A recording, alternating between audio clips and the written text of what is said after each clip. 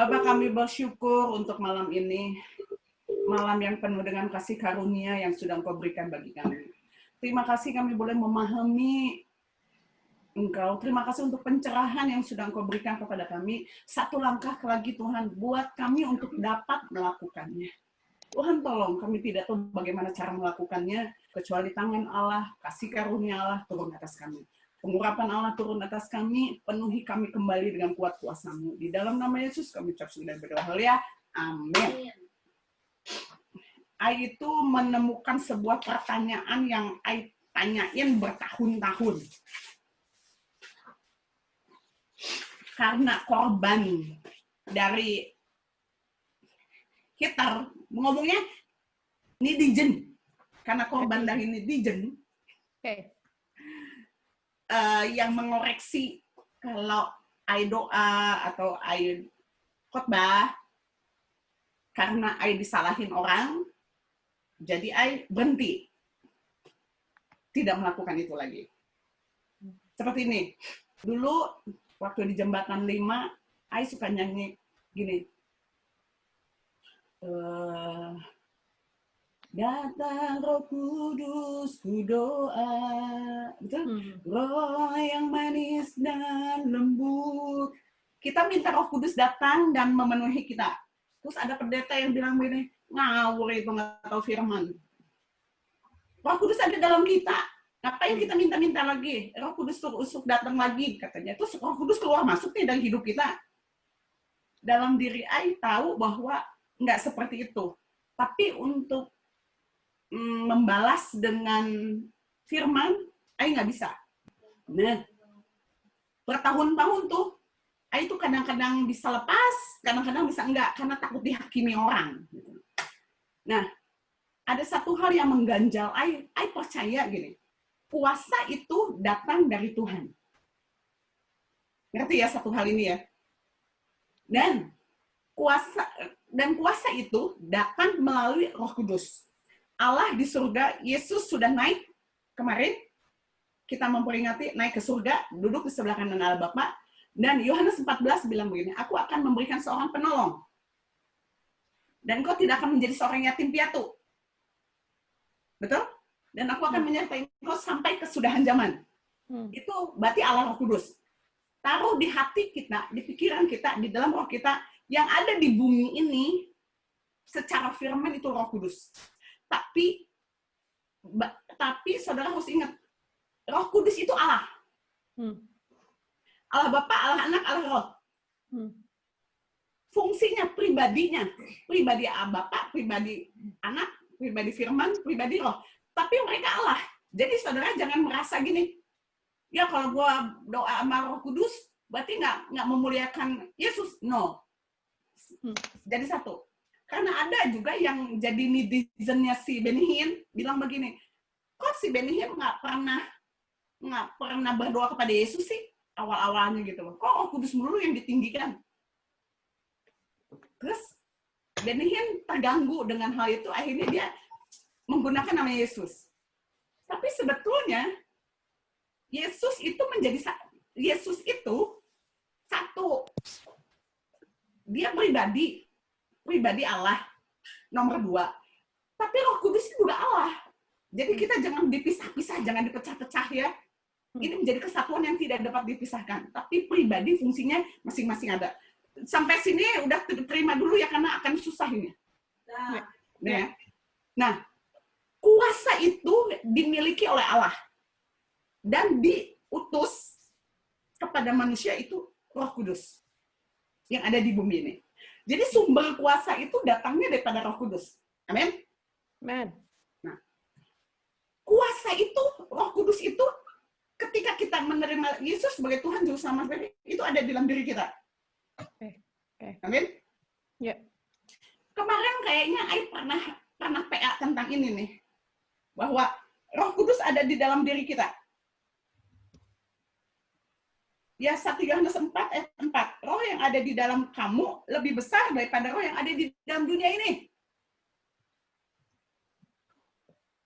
Berarti Roh Kudus itu ada di dalam diri kita. Terus 1 Korintus 3 ayat 16. Tidak tahukah kamu bahwa kamu adalah bait Allah dan bahwa Roh Allah diam di dalam kamu? Berarti Roh Kudus ada di dalam diri kita. Yohanes 7 ayat 38. Barang siapa percaya kepadaku, dari dalam hatinya mengalir aliran-aliran hidup. Dari dalam hatinya. Tapi kalau saudara baca King James Version, itu dari perutnya. Akan ada aliran-aliran air yang membual keluar. Ketika saudara menerima Yesus sebagai Tuhan dan Juru Selamat pribadi, Roh Kudus ada di kita. Tugasmu adalah membuat sungai yang Allah taruh dalam rohmu itu membual-bual atau enggak. Itu tugas saudara. Atau 1 Yohanes dibilang begini, ada benih kebenaran di dalam hidup kita. Benih. Itu masih benih ketika kita baru terima Yesus sebagai Tuhan dan Juru Selamat pribadi. Tugas saudara, mencari kebenaran itu, berdoa kepada Roh Kudus, biar bertumbuh. Benih ilahi itu di dalam kita. Kita yang mengusahakannya agar benih itu bertumbuh di dalam kita. Nah, itu sesingkat yang dari dalam ya. Nah, I ingin fokus kepada yang dari luar. Nah, yang dari luar adalah Keluaran 40 ayat 35 sampai 35. Keluaran 40, 33 sampai 35. I cuman mau penggal-penggal ayatnya biar cepat. Cuman setengah jam. Lalu awan itu menutupi kemah pertemuan dan kemuliaan Tuhan memenuhi kemah suci sehingga Musa tidak dapat memasuki kemah pertemuan. Sebab awan itu menghinggap di atas kemah itu dan kemuliaan Allah memenuhi kemah suci. Ingat waktu Musa mentahbiskan bait Allah yang di Silo, itu hadirat Allah itu memenuhi, berarti bukan dari dalam keluar, tapi dari luar, dari atas turun ke bawah. Sumber kuasa itu yaitu Roh Allah itu memenuhi, dimanifestasikan dengan hadirat Allah. Lalu 2 Tawarikh 5 ayat 13 sampai 4. 2 Tawarikh 5 ayat 13 sampai 14. Nah, lalu para peniup nafiri dan para penyanyi itu serentak memperdengarkan paduan suaranya untuk menyanyikan puji-pujian dan syukur kepada Tuhan. Ayat 14-nya, pada saat itu, yakni rumah Tuhan dipenuhi awan sehingga imam-imam tidak tahan berdiri. Dipenuhi awan sehingga imam-imam tidak tahan berdiri untuk menyelenggarakan kebaktian oleh karena awan itu. Sebab kemuliaan Allah turun memenuhi rumah Allah. Jadi, saudara, lewat yang ini dulu, Pak. Nah, saudara, jadi begini, kuasa itu datang dari Roh Kudus, dari luar. Jadi kan Roh Kudus tuh nggak satu, bukan sebuah benda atau pribadi seperti kita. Cuma kalau Esther ada di Batam, Esther bisa nggak ada di Jakarta. Esther cuma adanya bisa satu tempat. Tapi Roh Kudus kan omnipresent. Dia bisa ada di mana-mana. Jadi ketika dia ada di dalam hati saudara dan di hati saya, dia pun ada di luar kita. Dia mengontrol hidup kita, menguasai hidup kita, mengontrol seluruh situasi yang ada di semesta ini, di bumi ini. Nangkep ya sampai situ ya.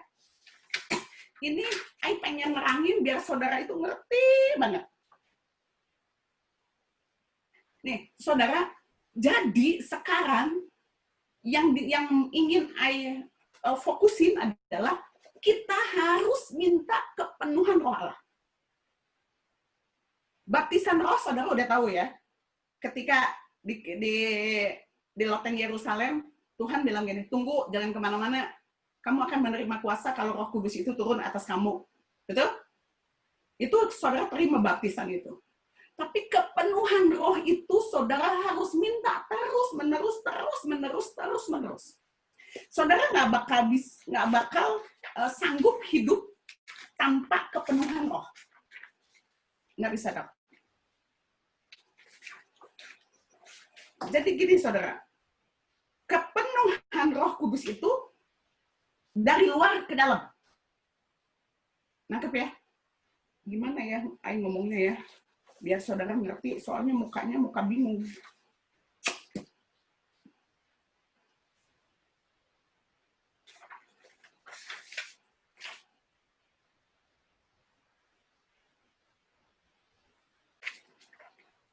Opa minta tolong yang tadi, tulisan tadi, Opa.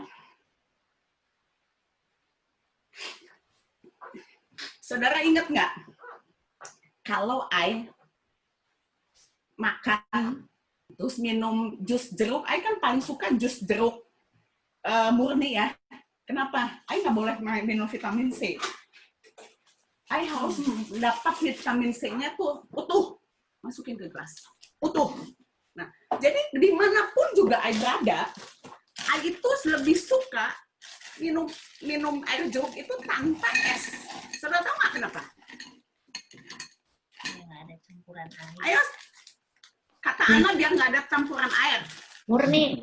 Murni, betul. Biar murni. Terus apa? Sehat. Biar sehat. Apalagi? Biar berasa aslinya. Hah? Biar berasa yang asli. Banyak. Biar yang isinya. asli. Apa? Isinya banyak. Buat I gini, saudara. Kalau I makan, minum jus di luar, I nggak mau pakai es. Kenapa? Kebayang nggak tuh es? Ya rugi. Beneran rugi. Udah jus jeruk kan mahal. Jeruk murni itu, jus murni itu kan mahal ya. Nih, kebayang nggak? Airnya segini, esnya segini. Nak, tuang, nak, tolong, nak. Tuh. Udah penuh kan? Betul nggak? Sekarang pindahin nak ke sini, nak. Ini gelas yang sama ya. Dia pakai gelas yang sama, Dek. Inilah segini gini. Cari yang ada. Isinya cuma seberapa? Separuh. Gua nggak mau rugi. Makanya I nggak mau pakai es. Nangkap sampai sini. Karena kalau pakai es satu, rugi. Jeruk aslinya cuma segini. Nangkap ya? Kalaupun nanti I minum, terus jeruknya ada lagi, jadinya kenapa? Nyampur kan dengan es. Jadi bukan jeruk murni lagi dong. Jeruk campur es batu. Mending kalau es batunya air mateng. Yang di rumah bikin sendiri air mateng. Nah kalau bukan, betul nggak? Ntar ya, I contohin lagi. Nah, ini kan cuma segini. Sekarang kita isi penuh. Tuh, lihat, bandingin. Saudara nangkep sesuatu nggak? Jadi gini, saudara, sebelum kita meminta Allah memenuhi kita, terlebih dahulu kita harus meminta Allah mengosongkan kita. Kenapa kita harus meminta Allah? Kenapa? Karena kita nggak sanggup mengeluarkan penyakit-penyakit rohani kita. Kita nggak bisa mengeluarkan sendiri penyakit-penyakit hati kita. Tubuh kita tumbuh kepada dosa. Jadi, saudara, penyakit hati kita itu penyakit batin, itu segala sesuatu dosa yang tentang berfokus kepada diri sendiri. Jadi, kenapa kita minta Tuhan yang mengosongkan? Tuhan yang mengambil alih kesombongan kita, ambisi kita, motivasi kita, nggak mau mementingkan diri sendiri, amarah, luka batin, tidak bisa mengampuni, dan lain sebagainya. Penyakit batin itu nggak kelihatan loh. Kelihatan kalau saudara ada dalam tekanan. Ketika saudara ada dalam tekanan, saudara akan keluar itu penyakit batin, saudara. Saya berkali-kali kena bully orang ketika di atas mimbar. Perasaannya Esther sudah membereskan, Tuhan ambil alih, Tuhan. Esther ingin mengosongkan diri. Esther ingin mengosongkan diri, Tuhan tolong ambil alih. Tapi setiap naik mimbar, saya takut. Takut apa? Takut dibully. Tapi kalau kita nggak menghadap Allah untuk Tuhan ambil penyakit rohani ini. Kalau enggak, nanti kayak tadi itu loh. Banyak esnya, banyak kotorannya. Jadi nggak pernah bisa penuh. Sekalipun Roh Kudus memenuhi kita, udah penuh ya, tapi masih penuh dengan batu-batu. Kecampur nggak? Kecampur nggak? Nubuatannya nggak akan murni. Pelayananmu nggak akan murni. Kasihmu nggak akan murni. Bahkan Yesus pun waktu melayani, dia mengosongkan dirinya dan mengambil rupa seperti manusia. Dia mengosongkan keilahiannya, kosong. Dan dia mengambil diri sebagai manusia, biasanya nggak bisa apa-apa. Jadi, saudara dan saya kalau mau dipenuhi oleh kuasa Roh Kudus, sumber kuasa itu adalah Roh Kudus saat ini. Nah, yang harus saudara lakukan adalah Tuhan kosongkan diri saya. Tuhan kosongkan diri saya. Ketika saudara kosong, Allah akan memenuhi. Murni nggak? Kan tadi saudara bilang katanya. Nanti nggak murni. Jadi sedikit kalau ada es. Nah, saudara butuh dikeluarin semuanya. Harus ada tempat kosong supaya dapat dipenuhi. Bila hati kita dibongkar dan segala yang bertentangan dengan Allah dikeluarkan, apapun yang bertentangan dengan Allah dibongkar dari hidup kita, maka Roh Kudus akan datang memenuhi kita. Iri hati, persaingan, tukang utang, celamitan. Orang celamitan itu tahu nggak saudara? Dia nggak mengandalkan Allah. Dia nggak mengandalkan Allah. Jadi segala hal yang bertentangan dengan hukum Tuhan, itu minta Tuhan bongkar. Tuhan bongkar semuanya Tuhan, sampai ke akar-akarnya. Saudara mesti minta sampai ke akarnya. Kenapa? Hari ini saya sudah mengampuni. Tapi begitu ingat lagi atau saya mengalami hal yang mirip dengan apa yang sudah saya ampuni, itu akar tumbuh lagi loh. Akar kepahitan, akar ketakutan. Fanny sering bilang begini, saya banyak takut. Takut apa? Saya mengikuti satu firman, jangan menjadi syak. Kita hidup nggak boleh jadi syak. Kalau orang lain jatuh gara-gara kita pakai baju, ini orang lain tersandung. Nggak menyembah Tuhan, mendingan I buka nih baju, nggak usah pakai baju belang-belang. Kalau menurut orang baju belang-belang ini dosa gitu. Tapi bagi Allah nggak dosa. Tapi demi orang itu masuk surga, I mendingan nggak pakai baju ini. Nangkep ya? Nggak boleh jadi syak. I kan sering begitu, dan you suka bilang, ngapain? Tapi I lakukan itu. Dan yang kedua, sekiranya itu tergantung kepadamu, kalau tergantung kepada kita, berdamailah dengan orang lain. Setiap ketemu dia, dimanapun berada, I samperin dulu. I cipika-cipiki dengan hati yang murni ya, I cium pipi kiri kanannya. Halo, apa kabar Bu? Apa kabar Pak? Mau ke Jakarta ya? Oh, pulang Batam ya, dari mana? Udah gitu nggak bisa ngomong lagi. Kan Esther nggak punya omongan. Stop. Sampai situ Esther nggak punya bahan. Tapi I akan usahakan untuk nanya, deketin. Tapi ingat, I punya ketakutan untuk berdiri kayak gini nih. Terus video I viral dimasukin YouTube. Takut loh. Nah, ketakutan itu yang harus kita minta Allah ambil sampai akar-akarnya sehingga kita merdeka. Ketika kita merdeka, dipenuhi oleh Roh Allah dan kuasa itu efektif dalam hidup kita. Lengkap? Nah, saudara, bagaimana caranya? Mana ya? Nah, bagaimana caranya untuk hidup dipenuhi oleh Roh Kudus? Yang seperti tadi, kesombongan, iri hati, kepahitan, tidak mengampuni, pemberontakan, ambisi, memikirkan diri sendiri, mengasihani diri, segala hal yang bertentangan dengan firman Tuhan, beresin. Pokoknya gini, setiap dosa yang berpusat kepada diri sendiri, beresin. Dah, intinya cuma itu. Ada yang mau tanya sampai sini nggak? Nah, ketika dipenuhi oleh Roh Kudus dan Roh Allah sudah ada di dalam diri kita, ingat, bagaimana caranya kita mengaktifkan kuasa itu? Betul nggak? Betul dong, pertanyaannya, bagaimana caranya kita mengaktifkan kuasa yang ada di dalam diri kita? Di zaman perjanjian baru, kisah para rasul hebat-hebat. Di zaman ratusan tahun yang lalu, ada banyak jenderal-jenderal Allah yang luar biasa melakukan tanda-tanda heran dan mukjizat. Kenapa sekarang enggak? Kenapa sekarang cuman baru nemuin bisa menyembuhkan aja udah heboh banget gitu. Tapi jenderal-jenderal yang dulu itu luar biasa sekali. Bagaimana caranya biar kuasa Roh Kudus yang dipenuhi di dalam bejana hidup kita ini efektif. Saudara mau tahu nggak? Tahu. Orang yang dipenuhi oleh Roh Kudus harus mengerti caranya menggunakan pedang roh. Saudara baca tadi dikasih ke Opa, saya lupa.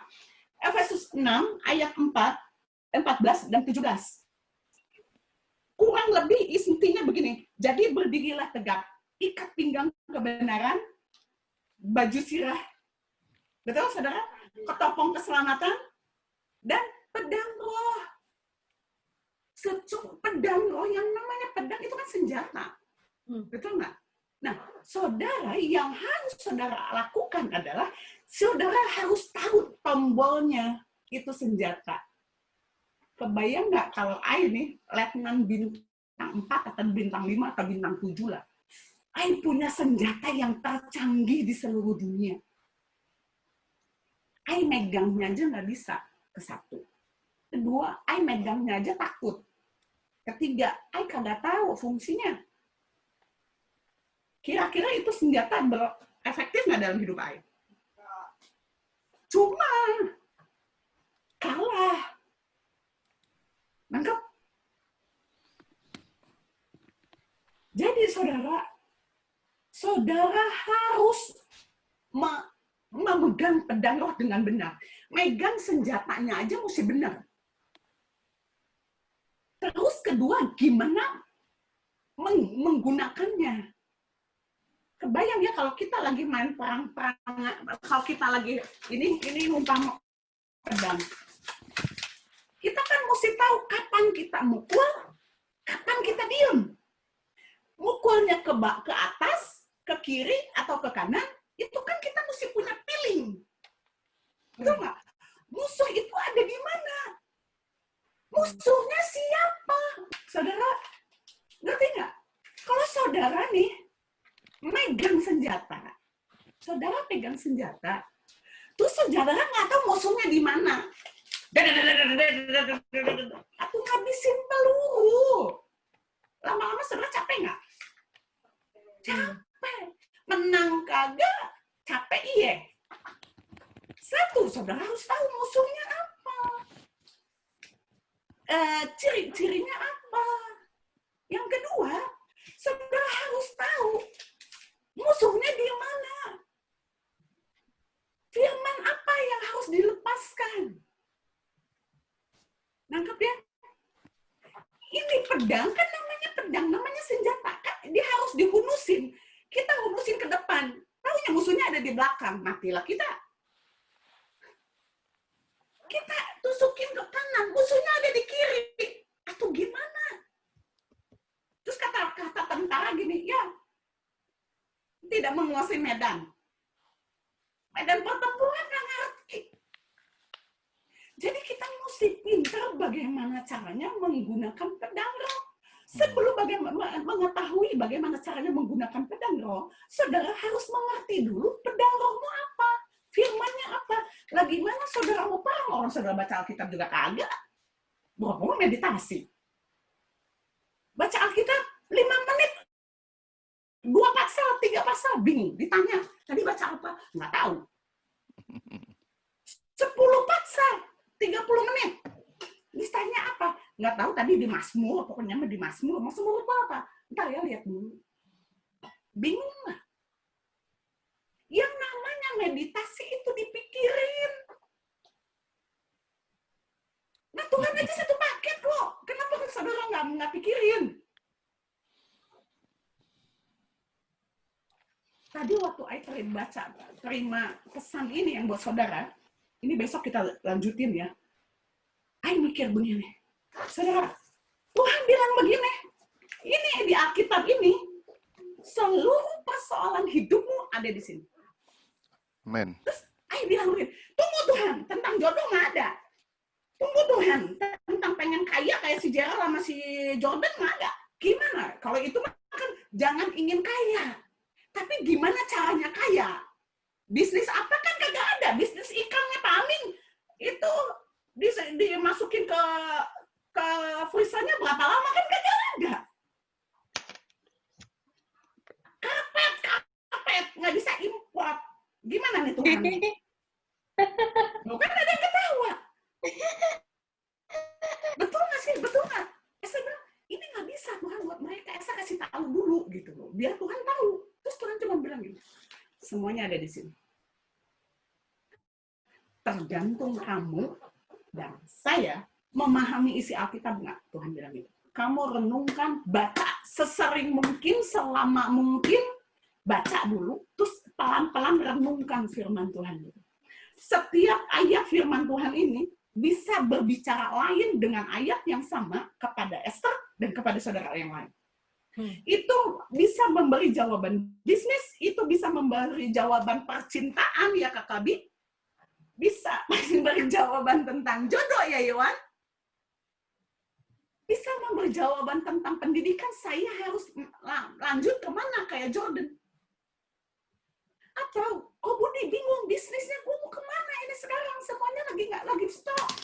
Atau Pak Indra, ini gimana ini, utang mesti dibayar karena utangnya dari luar negeri, barang-barang kan datang dari luar negeri, nah, barangnya mati di dalam negeri, terus gimana? Nggak ada yang beli. Sekalipun ada yang beli, nggak boleh import katanya. Terus gimana ceritanya? Tuhan bilang semuanya ada. Tergantung kamu bisa peka atau tidak tentang firman ini sedang berbicara. Kebayang pedang itu kan tajam. Di depanmu ada kebangkrutan. Di depanmu ada kesulitan, kesusahan. Musuhmu itu bangkrut. Musuhmu itu nggak ada klien, Kakak Dedi. Musuhmu itu nggak punya klien untuk kita bisa jualan. Nggak ada klien. Tuhan bilang, gampang. Minta kepenuhan oleh Roh. Baca firman. Dan cari. Jangan carinya gini. Oh, alakadabra. Oh iya, ya saya 3. Gitu. Oh, Tuhan tolong jawab doa. Alakadabra. Matius 4. No. Enak aja loh. Meninggi dapetnya silsilah. Enak aja loh.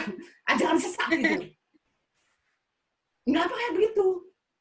Saudara harus penuh dengan Roh. Kebayang nggak? Terus saudara meditasi firman, saudara menjadi peka kepada apa? Apa yang Allah tulis, apa yang menjadi keinginan hati Allah bagimu, bahwa kehendak Allah adalah rancangan yang baik, bukan rancangan kejahatan. Kalau saudara pegang satu ayat dalam hidup saudara, rancangan Tuhan itu bukan bangkrut. Titik.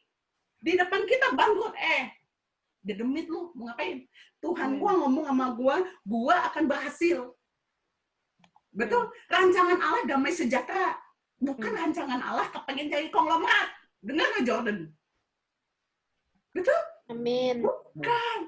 Rencana Allah adalah rancangan damai sejahtera. Bukan rancangan kecelakaan. Jadi saudara harus taruh dulu itu satu firman, taruh di kepala. Sampai ngelotok. Bener. Kayak ngelotoknya tuh kayak itu, tau nggak? Kulit apa, nangka, biji nangka direbus. Kan kadang-kadang suka susah ya. Sampai bisa ngelotok banget tuh. Tanpa bekas. Atau makan rambutan yang ngelotok. Kayak rapiah. Nah, coba. Ngelotoknya sampai sebegitu. Terus taruh di kepala kita. Begitu di depan kita kebangkrutan. No, Tuhan bilang begini. Jadi saudara tahu nggak ayat mana yang menjadi firman buat saudara? Jangan ambil ayat sembarangan. Yang bukan bagiannya saudara, saudara pegang untuk saudara. Nah ini. Bagaimana saudara bisa peka dengan firman apa yang harus dipakai untuk musuh yang ada di depan saudara? Dengan apa? Saudara nggak ada cara lain.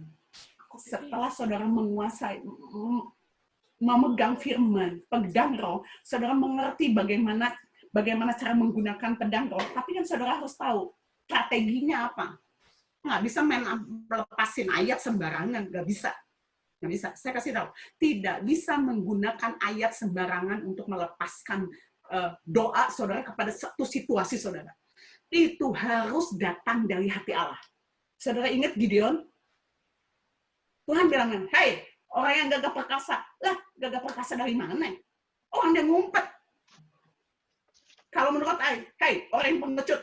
Hei, orang yang penakut kayak Ai kali ya. digentak sedikit, takut. Ada apa sedikit, takut. Ditakut-takutin sedikit, ciut deh aki ai.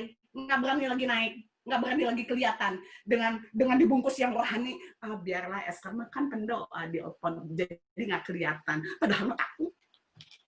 Betul? Jadi dibungkus dengan serohani mungkin. Tapi sebetulnya bukan itu yang menjadi masalah. Saudara harus punya hubungan dengan Tuhan. Satu-satunya cara saudara bisa tahu musuhmu tuh harus pakai senjata apa, itu melalui hubungan. Saudara nggak akan bisa melakukan apapun tanpa suatu hubungan. Kebayang gini, saudara penuh dengan roh. Baik roh yang ada di dalam saudara mengalir. Bayangin ya, yuk kita bayangin. Seperti sungai yang membuang mengalir. Ingat Katulampa, Linda? Ya. Sisil, ingat Katulampa? Nah, membualnya airnya itu seperti itu. Bayangin ya, kita harus punya mata air di dalam roh kita itu membual seperti Katulampa. Atau Niagara lah. Mata air ngeliat, air nyelap. Kedua, kita penuh dari luar ke dalam. Penuh dengan kuasa Allah, penuh dengan roh Allah, penuh. Dan kita menguasai firman. Dimanapun, kapanpun, baca firman. Terus kita punya hubungan dengan Allah. Kebayang nggak saudara itu kuasa saudara, kewer-kewer itu juri. Beneran. Ini satu hari Ai pengen jabarin dengan lebih detail ya. Hari ini keburu-buru banget. Saudara tahu nggak? Satu hal itu kunci kesuksesan setiap anak Tuhan tuh di sini. Nanti dijabarin sedikit-sedikit sehingga saudara ngerti sampai sini ngerti sampai ini pun baru buat Ai. Dari 2 hari yang lalu Tuhan ngomong gini, Esther belajar tentang Roh Kudus. Iya, Esther belajar tentang Roh Kudus. Iya, Esther udah tahu. Maksudnya udah tahu tentang Roh Kudus. Dan kita ingat, kita mesti punya kepekaan itu 2. Peka terhadap Allah, bukan hanya suara Tuhan loh, kita bisa mendengar Tuhan, enggak. Peka akan hadirat Allah yang ada di dalam diri kita. Bayangin. Allah ada di dalam kita, bait Allah nih, Allah ada di dalam kita. Kita mesti hormati Allah yang ada di dalam kita. Itu number 1. Nomor 2, kita harus peka dengan hadirat Allah yang ada di sekitar kita. Kebayang nggak? Roh Kudus itu memanifestasikan hadirat Allah di dalam hidup kita. Sehingga kebayang saudara waktu ketika SFJ 1, nggak ngapa-ngapain itu 34 orang rebah. Ya. Ngapain coba? Itu Roh Kudus memanifestasikan dirinya sehingga hadirat Allah itu seperti gelombang yang nerpa mereka rebah. Ingat Paulus? Bertemu dengan Allah, rebah. Dan orang-orang beserta dengan dia pun rebah. Kenapa? Hadirat Allah. Ya. Ketika hadirat Allah dimanifestasikan, nggak ada satupun yang bisa berdiri di hadapan Allah. Nggak rebah, nungging, nungsep. 1, peka akan hadirat Allah, peka dengan suara Allah, dan yang kedua adalah peka akan dosa. Kadang-kadang kan kita nggak double ya, nggak tahu dosa kita di mana. Ada loh orang yang deny, gue nggak ngerasa kok ngelakuin, padahal dia udah ngelakuin. Alamak jangan. Gue enggak, itu kan cuma bercanda, itu kan cuma nggak sengaja. Hati-hati ya, kalau melakukan dosa tuh saudara cuma ngomongin nggak sengaja, berarti saudara nggak mengakui saudara salah. Hati-hati. Itu dosanya double. Berarti saudara apa? Mengaku saudara benar, padahal saudara salah. Baik-baik, jangan salah. Tuhan nggak bisa dipermainkan. Kalau memang salah, yes, gue minta maaf ya, tapi karena salah, titik salah. Kalau saudara memahami ya, dengan firman yang barusan, aduh, kita jadi rasa salah. Esther cuma 1. Kalau trauma Ai hilang, Ai yakin benar seperti apa kata Tuhan. Ai efektif dan maksimal. Yes. Efektif dan maksimal. Cuma 1 penyakit Ai, yang lain Ai enggak. Cuma 1 lagi, trauma dan takut. tadinya minder, tapi Tuhan ingetin gini, Esa tahu nggak si Petrus siapa?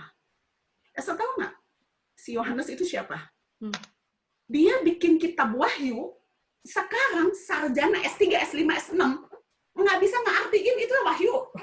Semuanya tafsir. Mau S3 ke S4 ke S6 ke, nggak ada yang bisa menafsirkan kitab Wahyu loh.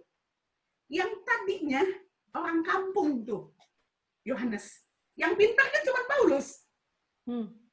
Yohanes itu orang kampung. Pelayan, nelayan di pinggir pantai. Nangkepin ikan, nggak punya pengalaman, nggak pernah makan sekolahan. Nggak bisa bahasa Inggris. Nah, kenapa Ayu menjadi ribut nggak bisa bahasa Inggris gitu loh. Tuhan tuh bolak-balik encourage Ayu seperti itu. Ayu mulai nggak takut, saudara. Nggak minder. Gitu. Tapi ada satu hal lagi, Ayu mesti kosongin diri Ayu sedemikian rupa, seluruh trauma-trauma keluar dari pemikiran Ayu. Sehingga Ayu bakal efektif. Saudara, kebayang nggak kalau saudara penuh di dalam hal seperti ini, Ayu kasih tahu ya, pendeta lewat sama saudara. Maksudnya lewat, dia jalan kita ngeduluin maksudnya. Beneran. Dan saudara tahu nggak, mulut saudara akan gatal. Gatal ngapain? Saksi. Kenapa saudara nggak berani saksi? Karena saudara nggak punya kuasa. Hidupmu biasa aja. Coba kalau saudara mengalami sesuatu hal di dalam hidup saudara, mulut saudara gatal. Kamu malu tahu nggak? Ya, jangankan yang baik, yang jelek aja saudara mulut saudara gatal. Tahu nggak kemarin si Amu begini. Sudah bener-bener sama gosip kok. Apalagi ibu-ibu. Ayo paling nggak demen kumpul sama ibu-ibu. Pusing. Bertobat. Betul nggak saudara? Kita akan gatal dan bersaksi. Kita nggak butuh menginjil. Kita menginjil. Ya. Kita nginjil secara otomatis. Karena apa? Kuasa itu penuh atas kita. Kita nggak tahan kalau kita ngasih tahu ke orang. Amen. Betul nggak? Dan itu yang Allah mau di akhir zaman ini. Kenapa Tuhan bilang? Percepatan akan terjadi. Urapan yang baru terjadi. Kuasa yang baru akan dilepaskan. Bukan sama pendeta. Tapi pada jemaat, kepada jemaat. Amen. Saya juga bukan pendeta sekarang. Betul. Si Gerald bisa tahu mana saham yang harus dibeli, mana enggak. Emang di sini nggak ada saham? Ada. Dia nggak ada bisnis keuangan di sini, ada. Ya. Apapun ada. Asal saudara mau cari. Asal saudara punya hubungan yang intim. Amin, saudara. Saudara sedikit aja. Ini nangkep nggak? Nggak gitu loh. Ya. Dan nanti pelan-pelan akan saya ajarin lagi secara detailnya lagi. Dan kita praktek sama-sama. Ya. Kita tumbuh bersama. Yuk gimana caranya? Nggak tahu, Ai juga gimana caranya ngajarin saudara terus tumbuh bersama ya. Nggak tahu. Tapi kok Ai rasa ya, Ai punya beban sama orang yang ada di sini. Ai rindu gini. Apa yang Ai punya, yuk punya. Amen. Apa yang Ai alami, yuk alami. Amen. Baik secara material maupun secara jasmani, secara rohani. Perubahan apa yang Allah buat dalam hidup Ai, yuk alami. Berkat apa yang Allah berikan atas Ai, yuk alami. Ai rindu seperti itu. Kalau Ai naik dua tingkat di dalam pengetahuan akan Allah, yuk juga dapat. Yuk bisa dengar, yuk bisa lihat. Aduh, kalau semuanya bisa dengar, bisa lihat ya, Amen. luar biasa. Dan saudara akan menjadi tiang-tiang bagi kerajaan Allah. Kan saudara banyak kan bisnismen di sini, pengusaha, marketplace. Saudara akan menjadi tiang, saudara mata saudara tuh akan peka. Oh yang itu butuh ini ya, nggak usah mikir-mikir, kirim dana ke surga lewat kerajaan Tuhan. Kesana sini, nggak mikirin dirinya sendiri lagi. Kenapa? Karena ingin dipenuhi, udah nggak mikirin lagi nih mau Chanel, udah nggak mau lagi nih beli Hermes. Betul nggak? Udah finish. Sekarang gimana caranya kita memberikan apa yang Allah berikan kepada kita, kita kembalikan kepada semuanya kepada Tuhan. Ingat ya, waktunya nggak lama. Saya lagi ngobrol sama 2 menit lagi. Saya lagi ngobrol sama si Ana dulu. Tuhan bukain ke Ai 3 tahun, 4 tahun ke depan. 2024. Jangan-jangan kalau terjadi rapture setelah itu gimana? Ikut. Who knows? Nggak ada yang tahu. Dan saudara tahu nggak, pagi-pagi tadi di grup, saya kirim berita ke grup jam 10 pagi. Ya. Ada perubahan tata surya. Saya langsung tuk. Yang saya pikir tata surya itu adalah matahari, bintang, bulan, betul? Planet, segala macam lah. Pokoknya bintang, segala macam yang ada di angkasa. Terus ada perubahan. Kebayang nggak? Tatanannya berubah, umpama nih bumi, matahari, bulan gitu ya. Terus berubah, kegeser. Bulan di belakang, terus Jupiter di tengah gitu. Terus Jupiter nggak ada, terus kira-kira gitu kan. Itu arti langsung nyus, tau nggak? Terus Tuhan kasih tahu lagi, permulaan kesusahan itu akan segera masuk. Saudara siap nggak? Siap nggak? Ay, mau dengan beberes lah. Punya Yesus cukup bagi kita. Amin. Mari kita doa. Satu boleh, Tar? Tanya. Ini saya nggak tahu apakah semua sudah dibaptis baptisan Roh Kudus ya. Kalau mungkin belum ada, minta didoain aja biar semua sama gitu. Ya, tapi saudara mesti bilang sendiri bahwa saudara belum dapat dan rindu untuk dapat. Satu kan harus ada kerinduan. Ya. Syarat untuk dipenuhi oleh Roh Kudus adalah menerima baptisan Roh. Ada di Kisah Rasul 4 atau 3, ketika Petrus di penjara, teman-temannya berkumpul bersahati untuk berdoa.